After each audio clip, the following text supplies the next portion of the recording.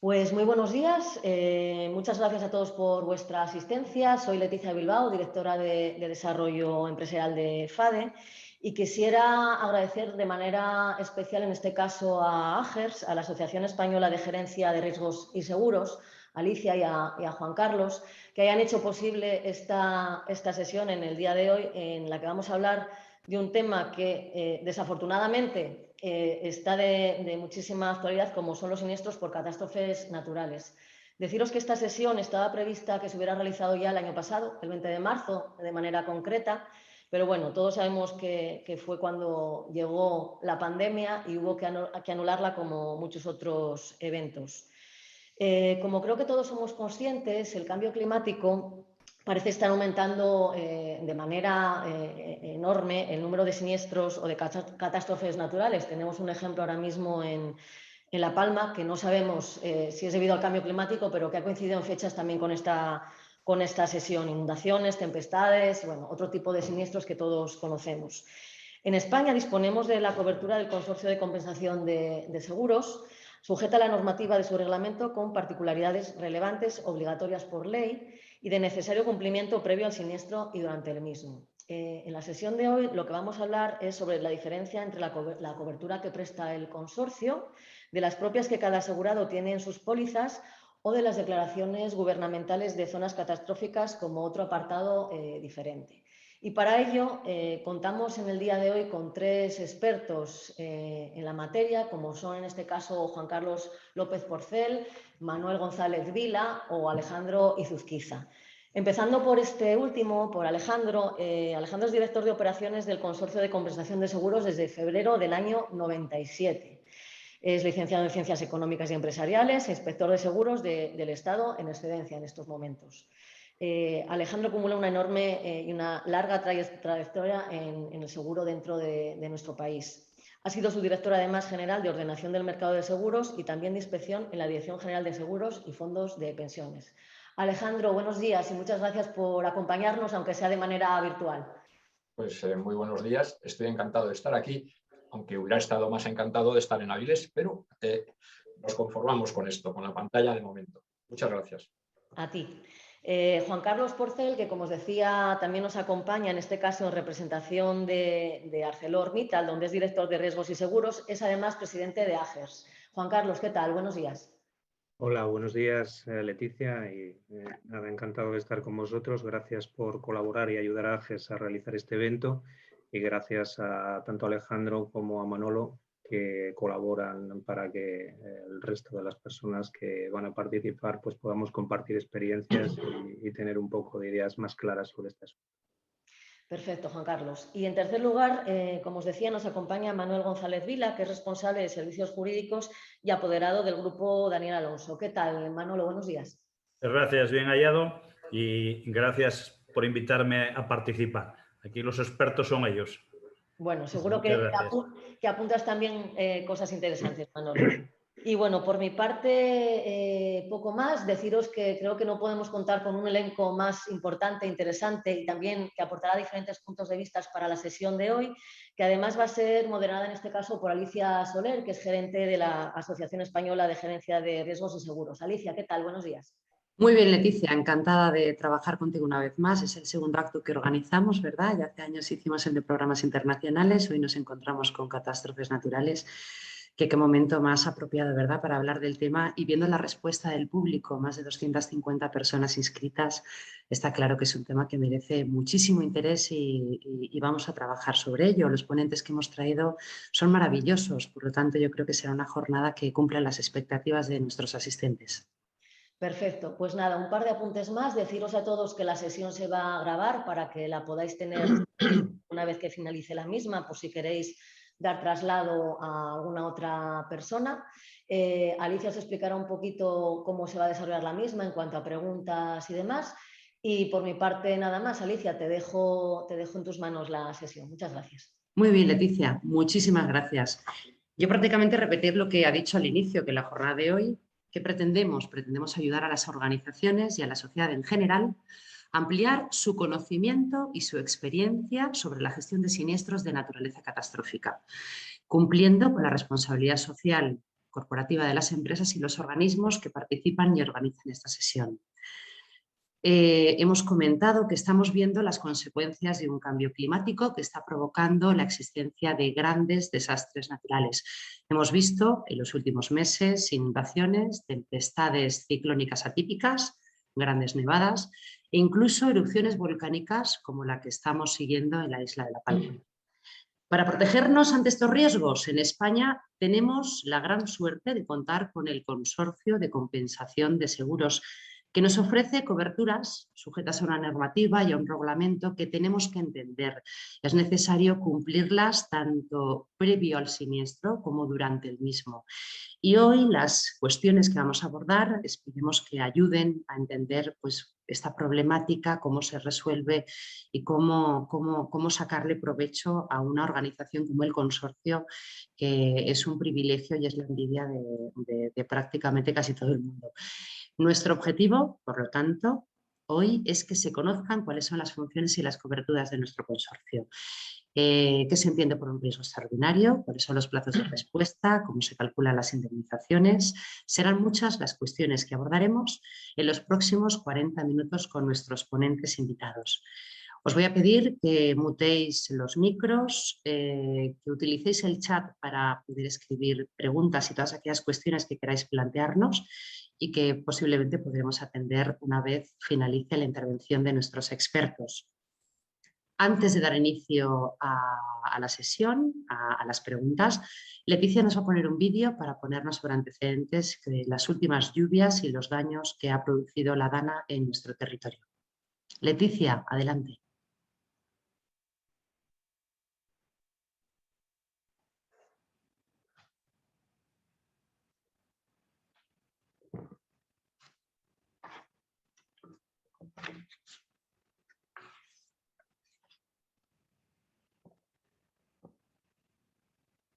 Igual tenemos problema con el audio, ¿puede ser?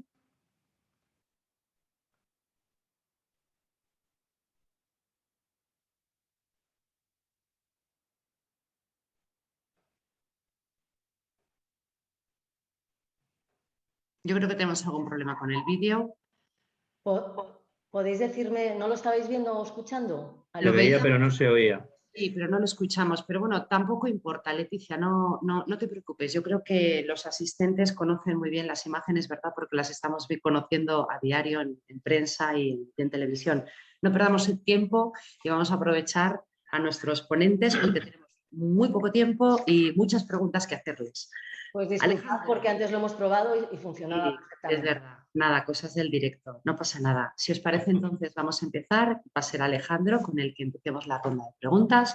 Y Alejandro, muy brevemente, te voy a pedir que nos expliques qué es el consorcio y qué funciones principales tiene. Bueno, pues vamos a ver. El consorcio es, primero, una entidad aseguradora. En segundo lugar, es una entidad pública. Estamos dentro del Ministerio de Economía, de Asuntos Económicos y Transformación Digital, de acuerdo con la denominación actual del Ministerio. Tercero, somos una entidad aseguradora pública con una misión fundamental, que es una misión doble: dar estabilidad al sistema asegurador español, cubriendo determinadas funciones, determinados riesgos que no son cubiertos de forma fácil y estable por el mercado asegurador privado. De forma que, a través del consorcio, todos los asegurados españoles disponen de unas coberturas adicionales a las que ofrecen las entidades aseguradoras.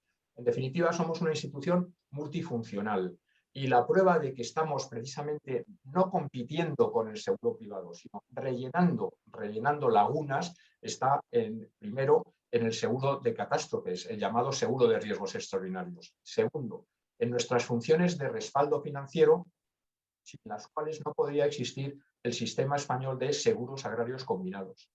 En tercer lugar, nuestra función en el seguro del automóvil, pagando a las víctimas de accidentes que sufren daños por vehículos que circulan ilegalmente sin seguro o que se dan a la fuga. Y finalmente, protegiendo a los asegurados en los casos en los que una aseguradora entra en situación de insolvencia y es liquidada. Por lo tanto, no competimos, sino que colaboramos para completar el panorama que los asegurados españoles pueden tener y pueden esperar del sistema asegurador español. Muy bien. Y centrándonos ya en las funciones, ¿qué acontecimientos incluye el concepto de riesgo extraordinario? ¿Cuáles son? Eso es la clave para entender la función del consorcio. Un riesgo extraordinario está recogido en una relación que existe en una norma con rango de ley, que es el Estatuto Legal del Consorcio de Compensación de Seguros, y en una norma que desarrolla ese estatuto legal, que es el Reglamento del Seguro de Riesgos Extraordinarios.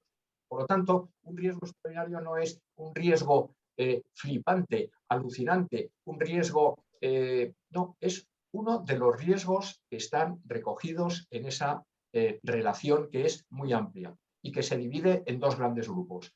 Riesgos de la naturaleza, inundaciones y embates de mar, tempestades de viento de más de 120 kilómetros por hora y tornados, maremotos y terremotos, erupciones volcánicas y algo que todavía nos falta por experimentar a gran escala, que es la caída de meteoritos y aerolitos del cielo, es decir, que el cielo caiga sobre nuestras cabezas. Y en segundo lugar, hay otra relación de desastres no naturales, sino desastres derivados de la acción humana, como son fundamentalmente los actos terroristas y las actuaciones tumultuarias que generan también daños. Esos son los riesgos extraordinarios.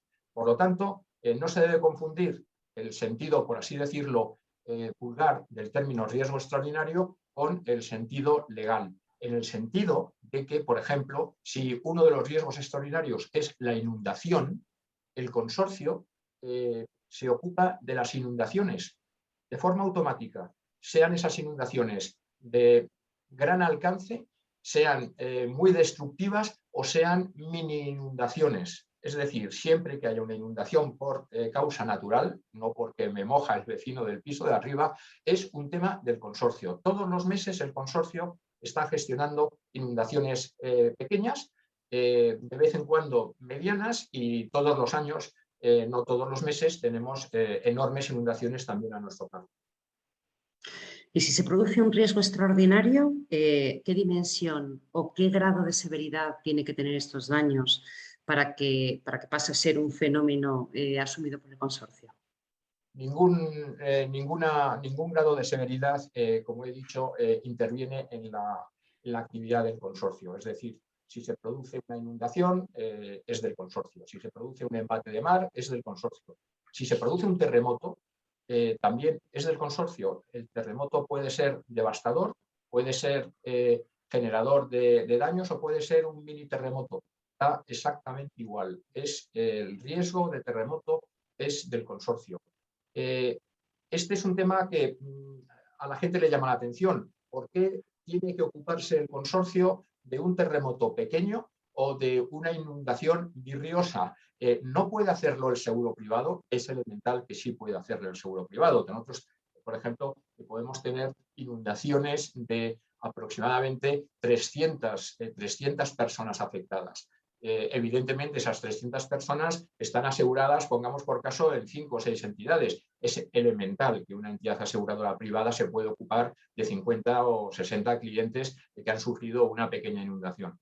Las razones por certidumbre, por automatismo, para que todo el mundo sepa que no hay que hacer una valoración general de lo que ha ocurrido antes de que se decida si es o no es del consorcio el asunto. Por lo tanto, este automatismo lo que genera es una claridad en el sistema que no tienen otros sistemas, que requieren que antes de que actúe el organismo correspondiente haya que hacer una valoración de la zona geográfica que ha sido afectada, una valoración del número de personas que han resultado afectadas, etcétera, etcétera.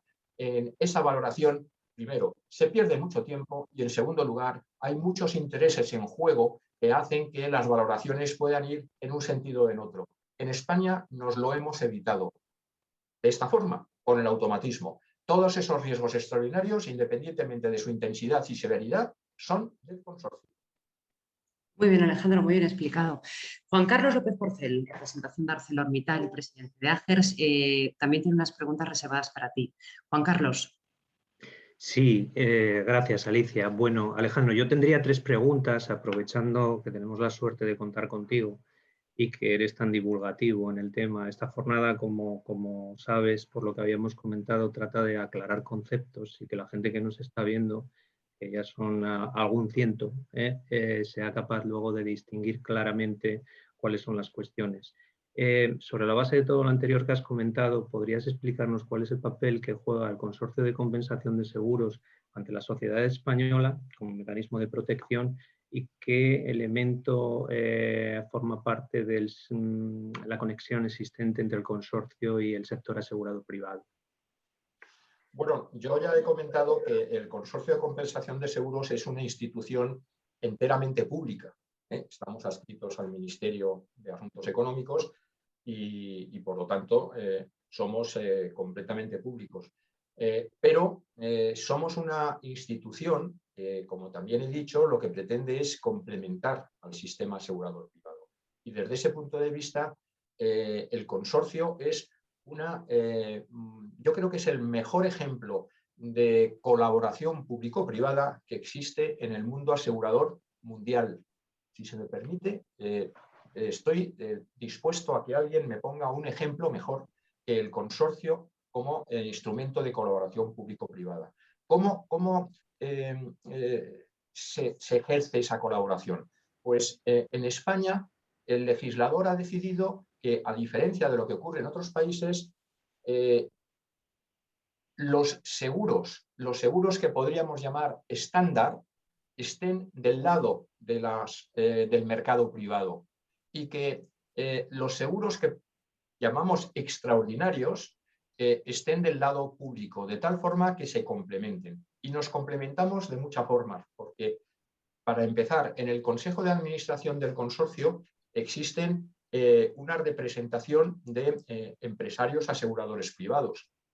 Hay directores generales de entidades aseguradoras, lo que permite que el consorcio escuche el discurso, escuche las necesidades del seguro privado, y implica que el seguro privado escuche la voz y escuche el pensamiento del Consorcio de Compensación de Seguros, y que no seamos dos partes, por así decirlo, separadas por un muro de Berlín, sino que estamos en todas las iniciativas del seguro privado y estamos, en ese sentido, en contacto diario. Eso desde el punto de vista, por así decirlo, institucional e ideológico.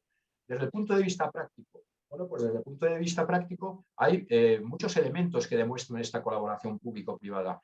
El primero es que el seguro de riesgos extraordinarios no es emitido por las aseguradoras privadas, por el consorcio, es emitido por las aseguradoras privadas junto con su propia póliza.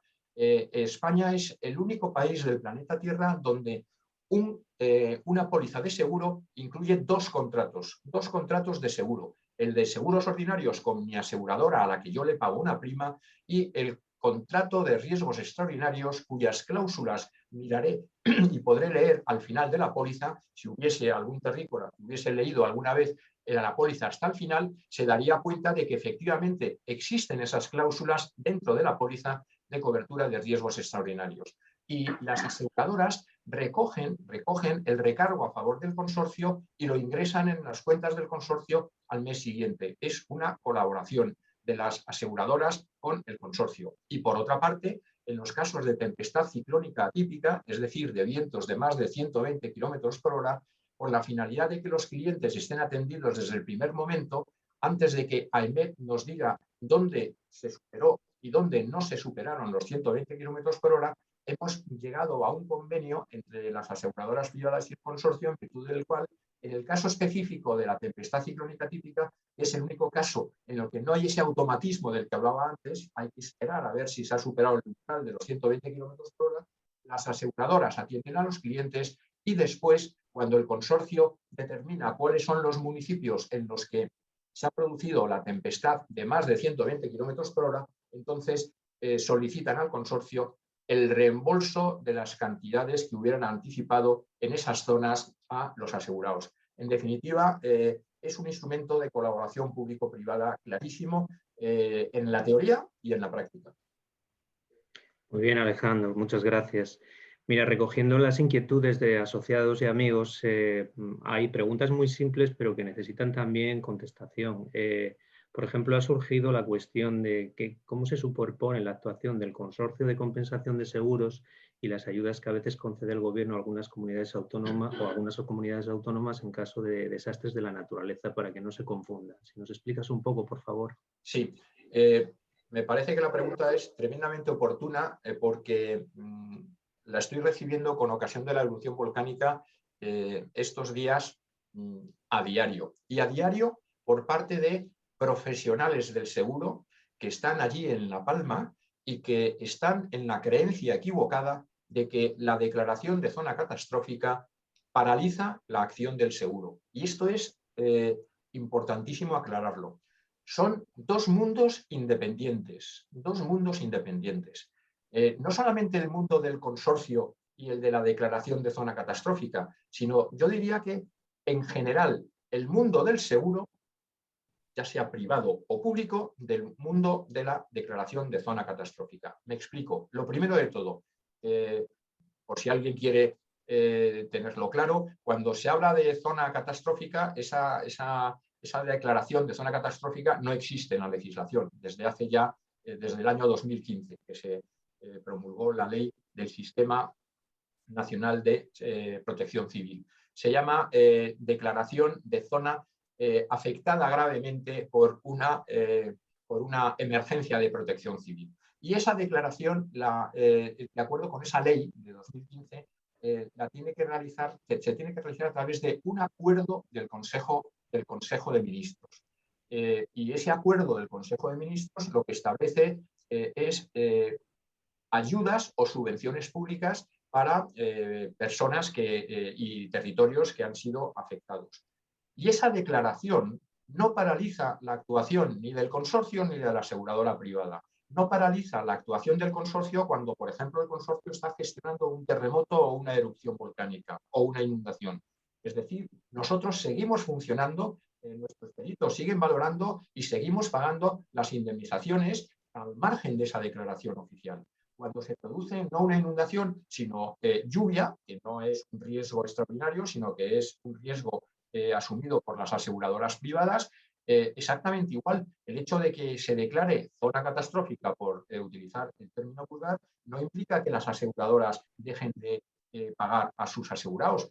Y por lo tanto, los asegurados, ya se dirijan a la aseguradora o se dirijan al consorcio, tienen que seguir haciéndolo. Tienen que seguir haciéndolo, no tienen que quedarse paralizados mirando al mundo de la declaración de zona catastrófica. Los agentes y corredores de seguros de la zona no pueden quedarse parados diciendo, espere un momento, señor asegurado, es que me parece que esto corre del lado del gobierno. Para nada, son compatibles. Y el único aspecto que se señala en esta legislación de protección civil, que fundamentalmente intervienen el Ministerio del Interior y las delegaciones y subdelegaciones del Gobierno y la Dirección General de Protección Civil y Emergencias del Ministerio del Interior, el único requisito es que si alguien tiene una indemnización por seguro y además solicita una ayuda, que la suma de la indemnización por seguro y la ayuda pública no supere el valor del daño. Es elemental. Entonces, ¿qué es lo que se hace en estas ocasiones para evitar duplicidades y, digámoslo con claridad, picarescas? La legislación prevé que el Consorcio de Compensación de Seguros y la Dirección General de Protección Civil y Emergencias se intercambien la información sobre indemnizaciones del consorcio y ayudas del gobierno con la finalidad de evitar que alguien pueda recibir más ayudas de las que le corresponden o por un importe superior al que le corresponde. Y por lo tanto, dos mundos distintos, pero no se paralizan por el hecho de que intervengan los otros dos. Pero sí es verdad que la confluencia de los dos inevitablemente genera muchos problemas y muchas confusiones, evidentemente. Muy bien, bueno, pues en este mundo de las catástrofes naturales, mi última pregunta sería ya la parte final, es decir, la incidencia que produce esto en las cuestiones de tragedias familiares, personales y empresariales. Y es ¿Qué procedimiento de actuación tengo que seguir de cara al consorcio y qué plazos de referencia se manejan en esos procedimientos? Bueno, procedimiento y plazos. Respecto al procedimiento, lo primero que hay que hacer es comunicar los daños o solicitar la indemnización al Consorcio de Compensación de Seguros. Es un elemento clave. ¿Cómo lo hacemos? A través de dos fórmulas, que son, desde mi punto de vista, rápidas, cómodas y muy seguras. Llamada a nuestro centro de atención telefónica. Tenemos un teléfono gratuito, es un teléfono 900, para ya decirlo todo, 900-222-665, y lo que tiene que hacer el asegurado es dar sus datos, dar los datos del bien que ha sido dañado, dónde está localizada la vivienda, dónde está localizado el establecimiento comercial o dónde está localizado la industria. Y en tercer lugar, dar los datos de la aseguradora, porque hay gente que llama al consorcio y no tiene seguro, entonces ni siquiera seguimos la conversación. Estamos como institución aseguradora. Tenemos que dar el nombre de nuestra aseguradora y el número de nuestra póliza. La otra alternativa es Internet. Nuestra web, www.consorseguros.es, y dar los mismos datos, pero en la pantalla, en lugar de a una operadora o a un operador.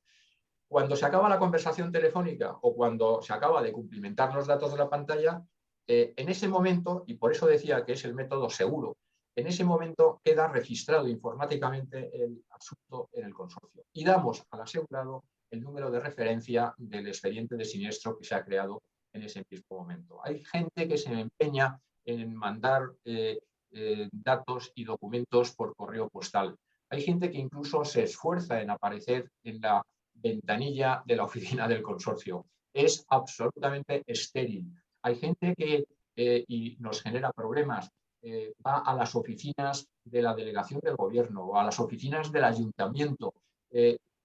Yo puedo dar todos mis datos donde sea, pero la única forma de que al acabar de hablar o al acabar de estar allí tenga registrado informáticamente el asunto es teléfono e Internet. ¿Quién puede hacer esa solicitud? Pues la puede hacer el propio asegurado, la puede hacer la aseguradora del asegurado y la puede hacer el agente o corredor de seguros. Normalmente en el centro de atención telefónica recibimos las llamadas de los particulares, de los propios asegurados. Y a través de Internet, quien utiliza Internet normalmente es el mediador de seguros o la aseguradora.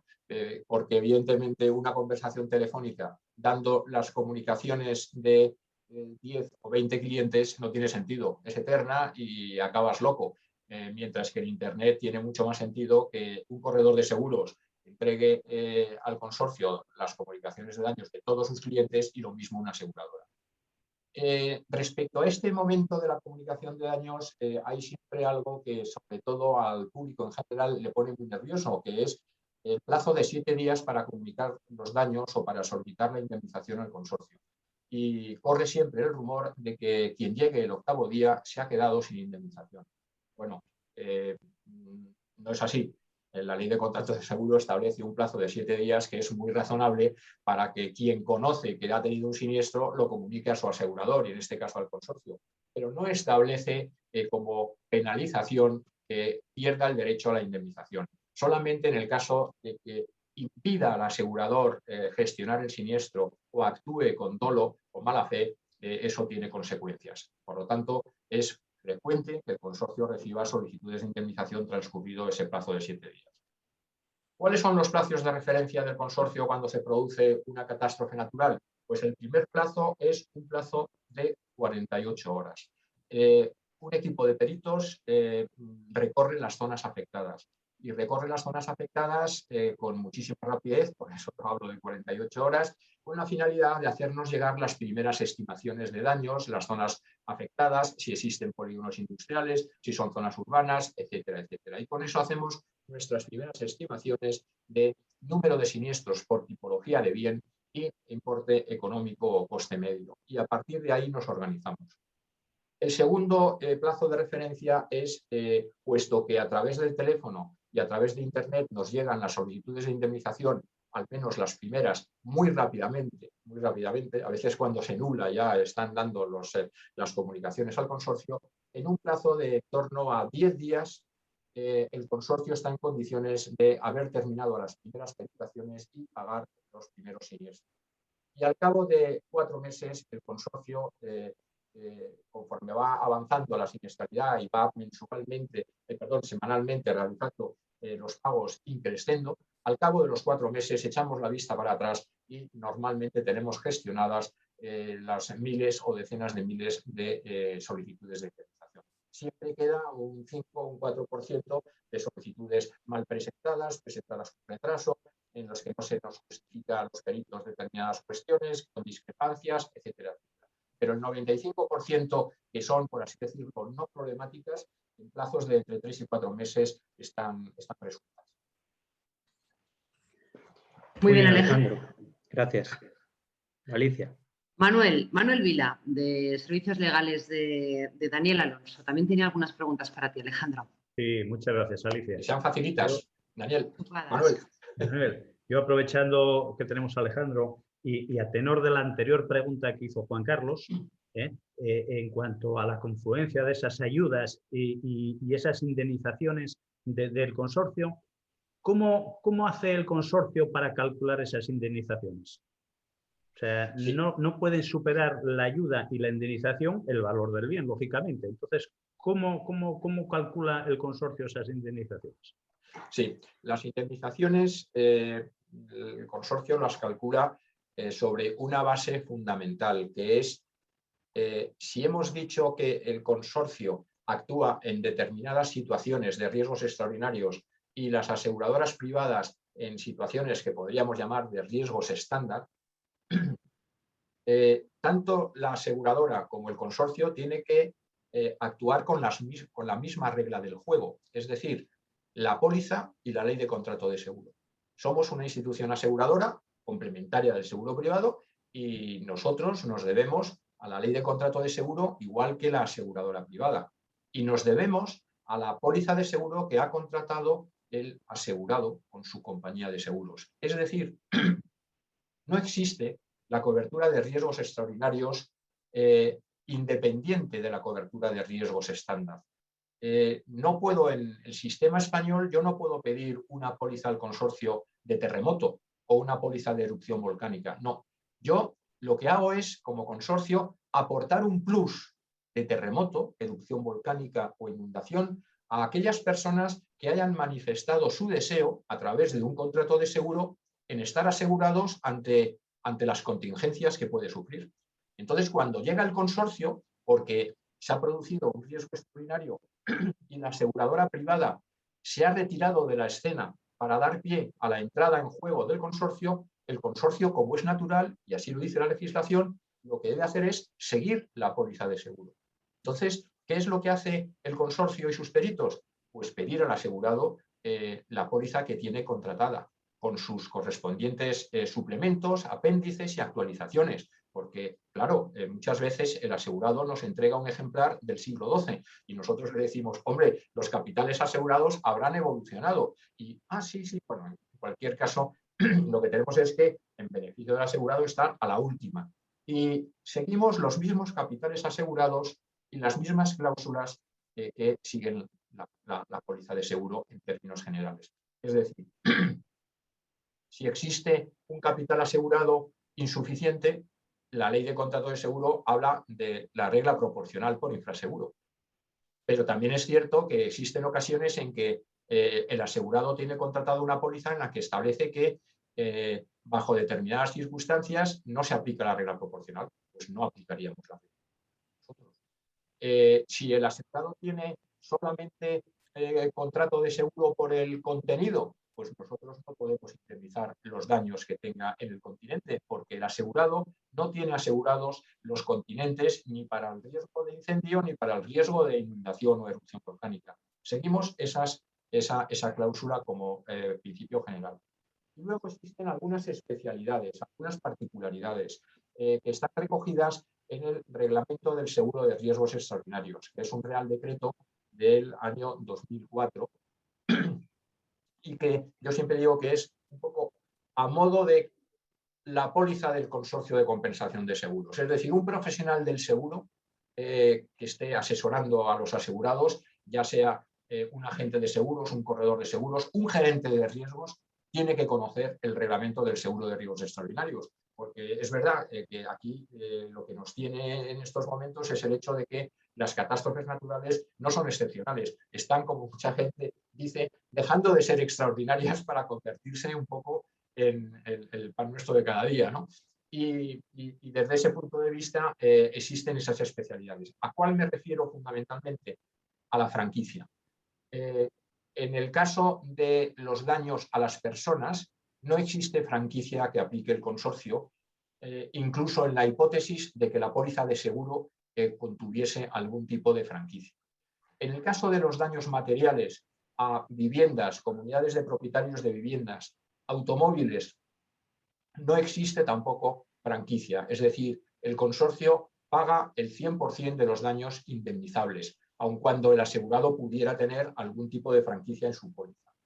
Y en el caso de los demás, es decir, industrias, comercios, establecimientos mercantiles, de servicios, obras civiles, la franquicia en daños materiales es del 7%, no de los daños, sino de los daños indemnizables. En definitiva, en los casos de grandes riesgos, el consorcio lo que indemniza es el 93% de los daños indemnizables, cualquiera que sea la cuantía, sin tope. El tope será el que establezca el límite de indemnización de la póliza o el capital asegurado, etcétera, etcétera. El 93% porque el 7% corre a cargo de los asegurados. Entonces, independientemente de que pudiese haber ayudas, el consorcio va a pagar eso. Eso es muy importante porque a veces incluso desde las delegaciones del gobierno se dicen, cuidado con lo que pagáis, no vaya a ser que nos pasemos. Yo digo, no, es que estamos confundiendo. Yo estoy pagando indemnizaciones por contrato de seguro. Es decir, la empresa asegurada o el particular me ha pagado una prima que se llama recargo a favor del consorcio de compensación de seguros. Y por lo tanto, aunque a través de ayudas vosotros le deis el oro y el moro, o sea, que le deis absolutamente todo, yo le voy a pagar la indemnización. Sois vosotros, con las ayudas, que son ayudas públicas, con cargo a los presupuestos del Estado, los que no deberíais de pagar más allá, junto con la indemnización del consorcio, del valor total de los daños. Desde ese punto de vista, como decía, la legislación sobre ayudas prevé para el caso de las empresas en las que se les aplica esta franquicia del 7%, prevé la otorgación de ayudas públicas por ese concepto del 7%. Nosotros transmitimos al organismo que transmite las ayudas públicas lo que hemos pagado a la empresa y lo que no le hemos pagado, ese 7%. Y la ayuda, eso sí, puesto que va con cargo a los presupuestos del Estado, tiene muy grandes limitaciones y, por lo tanto, no se paga el 7% a las empresas, sino se paga con determinado límite que ahora mismo no recuerdo. Es verdad que yo siempre digo que la indemnización por seguro tiene un elemento de certidumbre y de suficiencia, si el contrato está bien hecho, que no puede tener la ayuda o subvención pública porque en definitiva va con cargo a los presupuestos del Estado.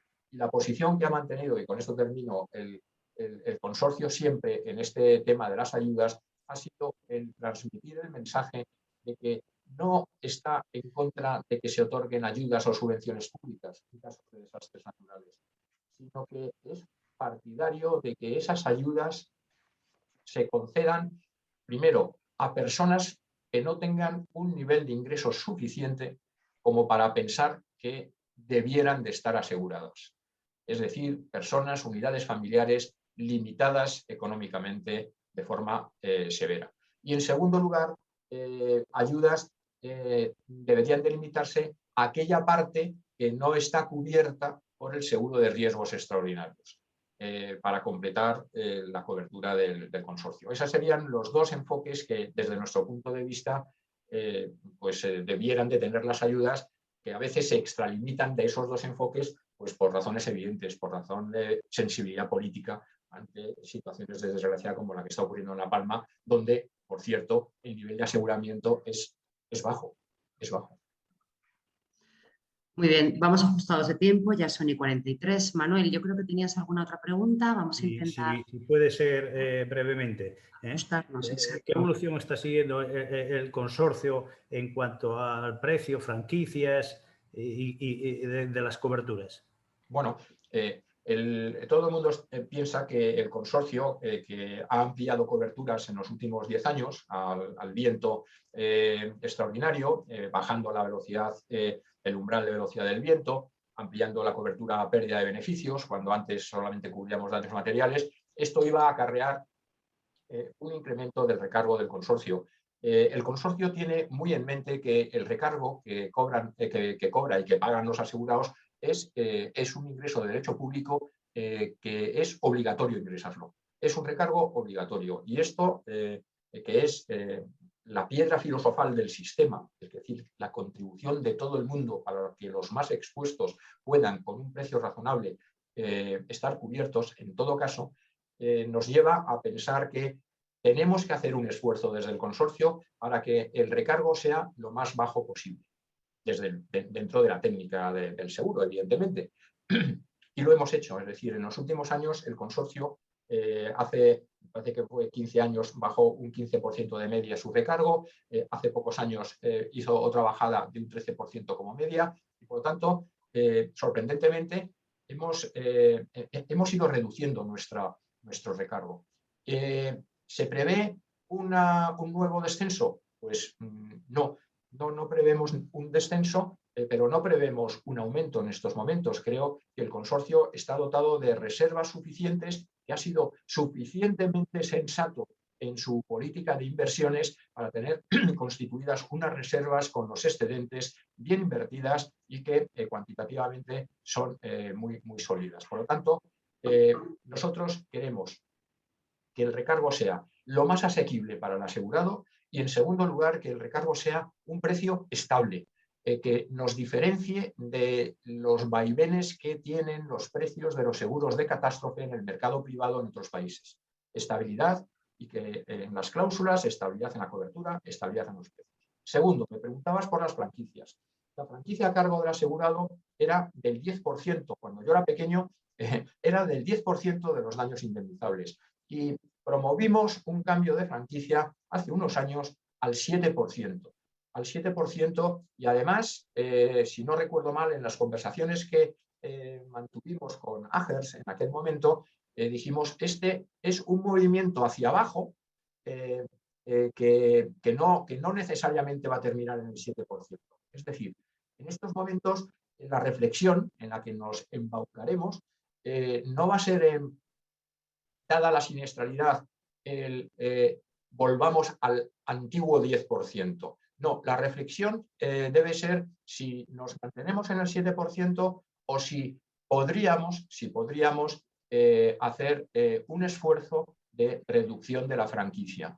Y bueno, en ese sentido, la reflexión está abierta.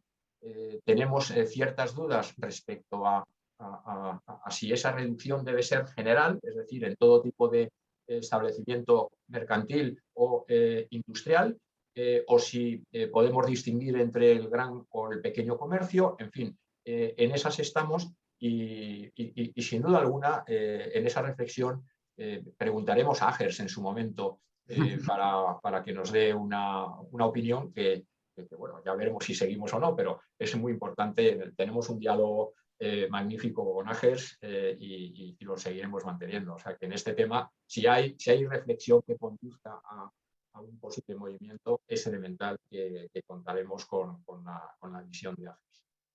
Muy bien, Alejandro, muchísimas gracias. Vamos a dejarte descansar un ratito. Yo creo que ahora corresponde también hacerle alguna pregunta a nuestros ponentes, a Juan Carlos, a Manuel. Voy a empezar por Juan Carlos, por nuestro presidente. Y a nuestro presidente yo le quiero preguntar qué experiencia es la que has tenido con el Consorcio de Compensación de Seguros desde el punto de vista de una multinacional como la que tú representas. Bueno, pues mira, tanto en el caso de una multinacional como en el de una pyme que emprende una aventura internacional, yo creo que es importante conocer si existe en el país extranjero en el que se van a encontrar nuestros activos un sistema público de protección o aseguramiento frente a este tipo de riesgos por catástrofes naturales y confirmar, como decía Alejandro, si el mismo es obligatorio o no para poder adaptar los bienes a asegurar y también para poder gestionar su exposición. Si damos una pequeña vuelta por el mundo, así muy rápido, vemos que en algunos países como Alemania, Austria, Italia, Japón, Canadá o Brasil no se dispone de este sistema público, quedando la protección en el ámbito del sistema de las aseguradoras privadas. Esta información la he sacado de un libro muy chulo que tiene el Consorcio de Compensación de Seguros editado. Sin embargo, en otros países como Estados Unidos, Francia, Rumanía, Nueva Zelanda y la propia España sí existe este sistema público para determinados tipos de siniestros. No, el caso más completo sería el de España, donde en nuestra opinión el consorcio es un organismo muy valioso, excepcional y único, y lo digo por la experiencia que hemos tenido con ellos, que favorece el tratamiento de estos sucesos. La necesidad de explicar en una multinacional la existencia y funciones del Consorcio de Compensación de Seguros se convierte también en un reto que aporta valor en la gestión profesional al gerente de riesgos para el caso de nuestras empresas, ya que los centros de decisiones ubicados en otras localizaciones europeas, cuando la multinacional no tiene una matriz española, pues no comprenden qué es el Consorcio de Compensación de Seguros ni qué funciones realiza. En el apartado de la reiteración de mensajes, que es donde vamos a entrar ya ahora y que yo creo que son importantes, es necesario destacar, como dice Alejandro, que se contrata una póliza, una prima, que podemos llamarla la póliza regular y habitual con nuestra aseguradora, y a esa póliza se añade un anexo, que concretamente es la cláusula del consorcio específica con el recargo correspondiente para su pago adicional. Si hablamos de forma menos técnica, para entendernos entre los que no sean profesionales de seguros, podríamos decir que hay dos pólizas y dos cantidades a pagar, ¿no? El recargo del consorcio no es un impuesto, no es una tasa administrativa de seguros, es la propia prima, entre comillas, aunque no es una prima técnicamente, pero desde el punto de vista del pago sí, del Consorcio de Compensación de Seguros para estos riesgos extraordinarios, como bien ha explicado anteriormente Alejandro. Como resulta obvio, el cumplimiento específico de la normativa aplicable, es decir, su estatuto y posteriormente su reglamento, resulta imprescindible para la obtención de la cobertura. Y aquí me gustaría hacer especial hincapié en la necesidad de que la prima esté pagada en los 30 días posteriores a la firma de la póliza. Porque si no, en los programas internacionales resulta esta cuestión muy relevante porque tenemos habituales retrasos en la emisión de pólizas pues debido al flujo de información entre la central de la multinacional, que es la productora del programa de seguros, y los demás países afectados.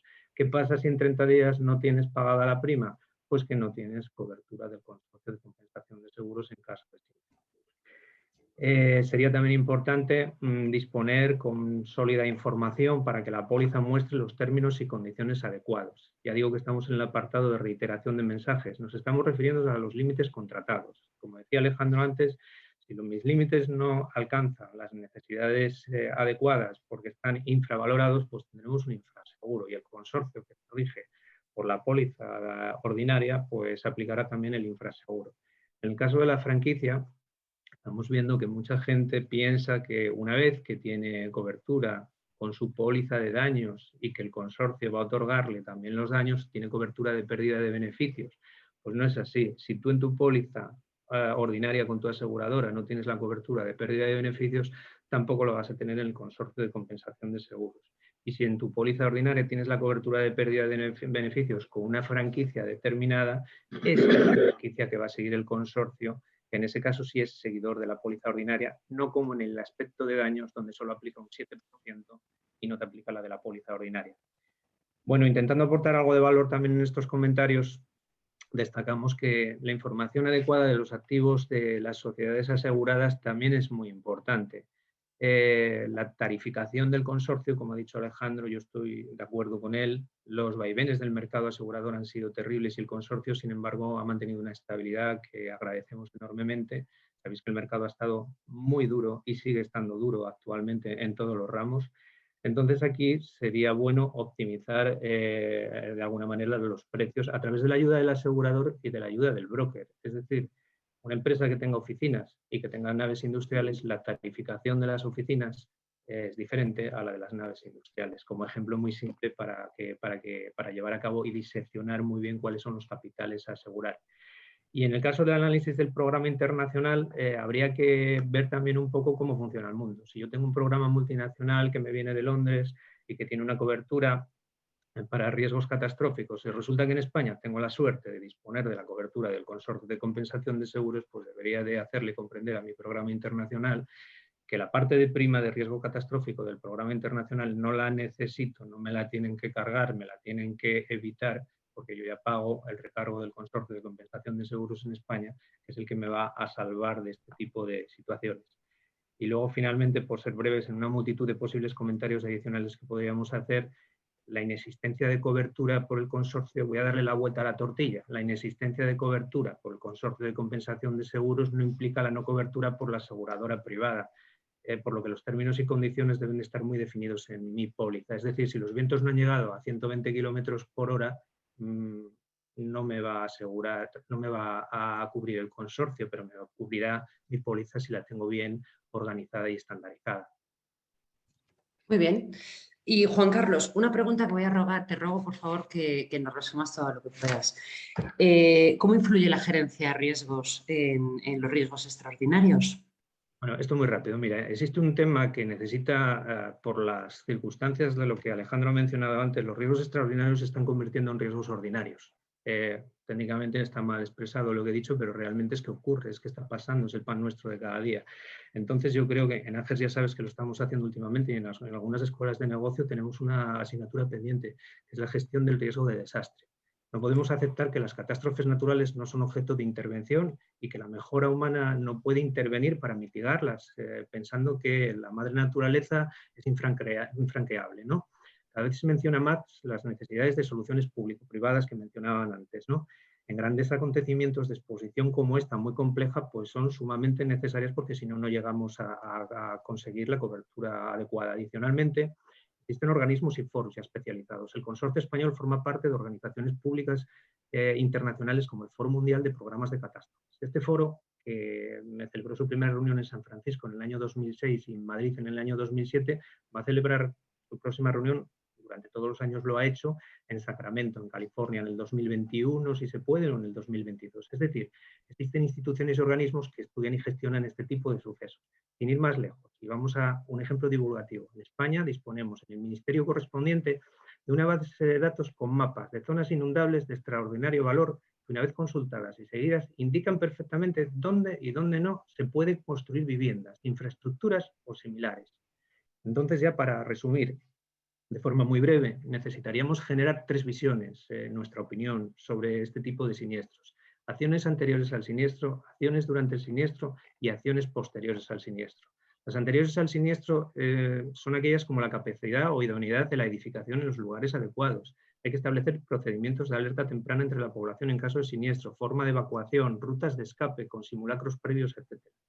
Las acciones durante el desastre, yo creo que es que ya los organismos públicos, los cuerpos y fuerzas de seguridad del Estado solo se pueden dedicar a dos únicas cuestiones, que son salvar vidas y salvar infraestructuras que permitan las comunicaciones para realizar acciones precisamente para continuar salvando vidas. Y luego, finalmente, las acciones posteriores al desastre están basadas en técnicas de recuperación, utilizar los recursos que tengamos para poner en marcha la rehabilitación, asistencia psicológica, planes de resiliencia, etcétera. Y aquí sería de vital importancia la reducción de la burocracia. Los plazos de ayudas e indemnizaciones y los conceptos de sesiones como la que hoy tenemos la suerte de realizar están claros en todos los usuarios. No es lo mismo charlar de estos temas cuando no existe siniestro, de forma que se aclaren los conceptos y dudas, identificando las cuestiones, que como nuestros colegas de la erupción de La Palma, que inmersos ya en una situación catastrófica, las situaciones y reacciones ya las veis en televisión y en las noticias todos los días. Por lo tanto, finalizo diciendo solamente que ayudemos a comprender, ayudemos a planificar previamente y a gestionar estos sucesos, y nuestro trabajo servirá para dar soporte a las empresas y sobre todo a las personas, porque no hay que olvidar que las familias también necesitan conocer estos temas para concienciar sobre la importancia de la protección de sus patrimonios. Muy bien, Juan Carlos, muy interesante.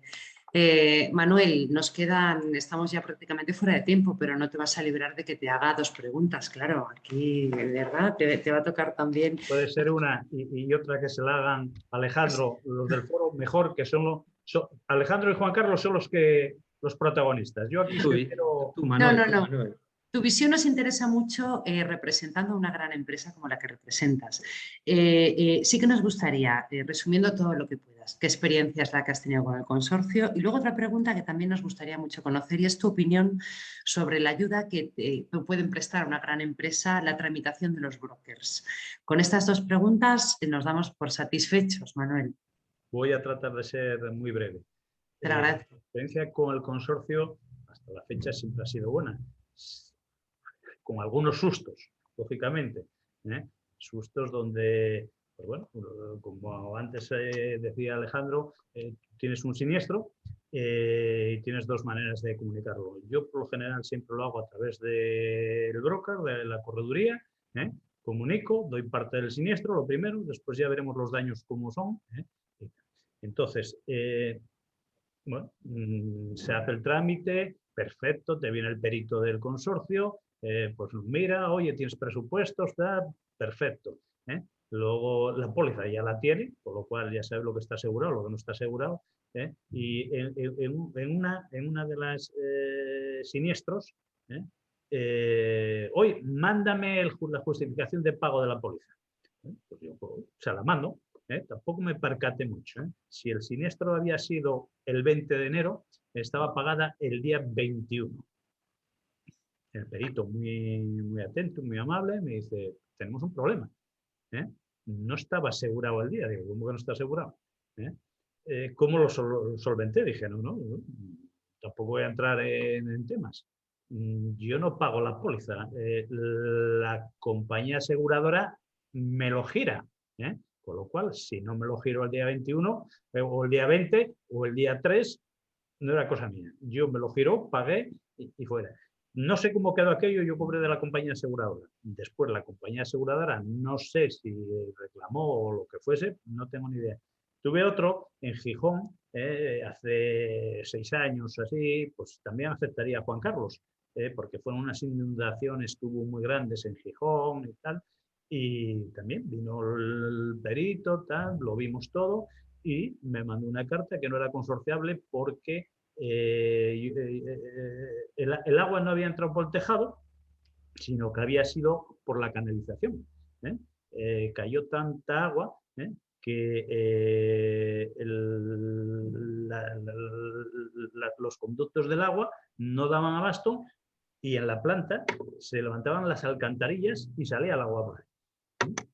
No sé por qué, yo lo mandé para la compañía, dije, oye, ahí tenéis esto, me vino el perito de la compañía, oye, pues no lo entendemos, ¿por qué tal? Digo, no tengo ni idea.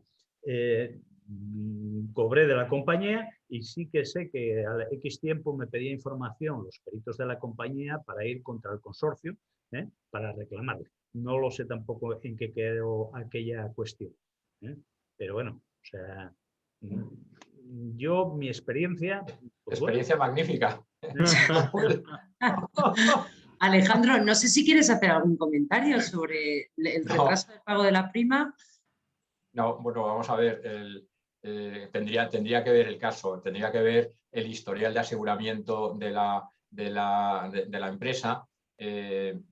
A mí lo que me está contando Manuel en estos momentos me suena a que sí hubiéramos pagado, es decir, lo que contaba yo en estos momentos lo hubiese pagado. Si realmente ha habido un problema de ese tipo, había aseguramiento previo y estamos en estos momentos, y Juan Carlos lo sabe, y tú también, Alicia, precisamente por los problemas de forma generalizada que se produjeron en los pagos de las primas, sobre todo en momentos críticos, en momentos de crisis económica, establecimos un criterio que trasladamos a las situaciones de corredores, de gerentes de riesgos y de aseguradoras, dulcificando, flexibilizando esta materia. Somos una entidad de derecho público, estamos además fiscalizados por la Intervención General de la Administración del Estado y por el Tribunal de Cuentas, y a veces tenemos que adoptar posiciones que son muy estrictamente legales y tenemos un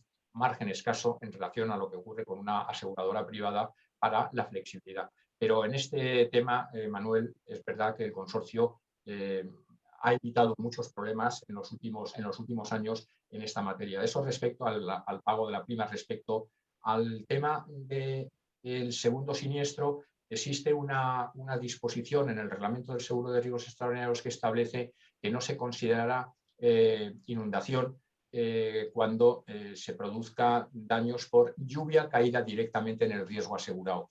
Esto lo que pretende es transmitir la idea de que un riesgo puede tener un problema de inundación por filtraciones en sus tejados, puede tener un problema de inundación por acumulación de agua en sus patios interiores, etcétera, etcétera, pero no ser técnicamente una inundación en el sentido de territorio anegado. Y sí que tenemos ocasiones en las que no existe, por así decirlo, un contexto de inundación en la zona del riesgo, en la zona donde está situado el riesgo, y solamente ese riesgo, a través de su propia estructura, sufre esos anegamientos. Entonces, desde ese punto de vista, es verdad, es una norma del reglamento que hace que esos siniestros, que son muy individualizados y que proceden básicamente de un problema de lluvia sobre el propio riesgo y un problema a lo mejor de evacuación de sus canalizaciones, no dé lugar a indemnización del consorcio. ¿Qué hace el consorcio en estos momentos, en estos casos? En estos casos lo que hace es un estudio de las solicitudes de indemnización y los pagos que hemos realizado en la zona